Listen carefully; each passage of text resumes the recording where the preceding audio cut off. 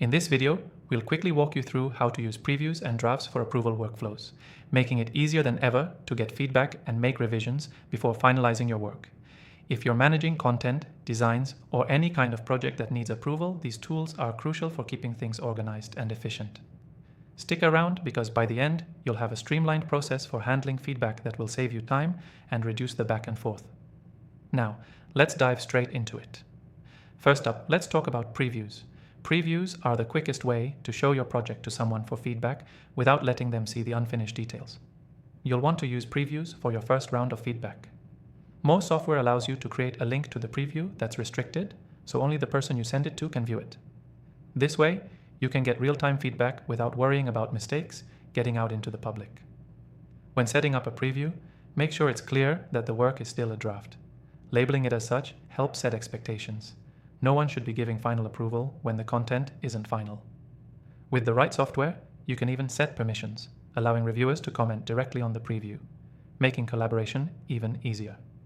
Next, let's talk about drafts.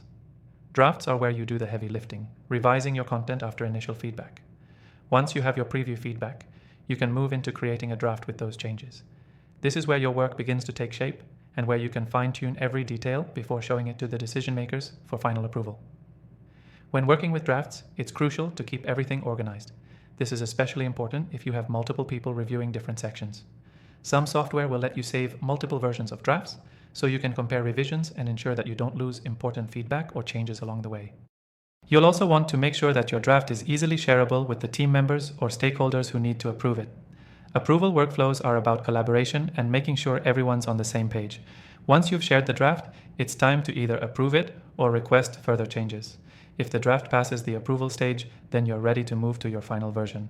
If not, you'll revisit your draft and adjust based on feedback. It's a simple loop. Preview for feedback, draft for revisions, approval for final sign-off.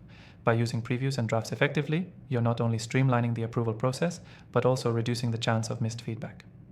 Every approval round should be a little quicker and more efficient than the last. To make this process even smoother, I highly recommend you check out the software we're using in this video. It's the perfect tool for managing previews, drafts, and approval workflows with ease. And for viewers of my channel, there's an exclusive free trial available in the description below. Don't miss out on trying this for yourself and following along with the video. So, what's the key takeaway from this video? Previews are for getting initial feedback before you refine your work into a draft. Drafts are where you fine-tune your content, making it ready for final approval. By organizing your workflow with these tools, you'll be able to get projects approved faster and more efficiently. Don't forget to take advantage of the free trial in the description below. It's an exclusive offer for my channel viewers. Thanks for watching, and I'll see you in the next video.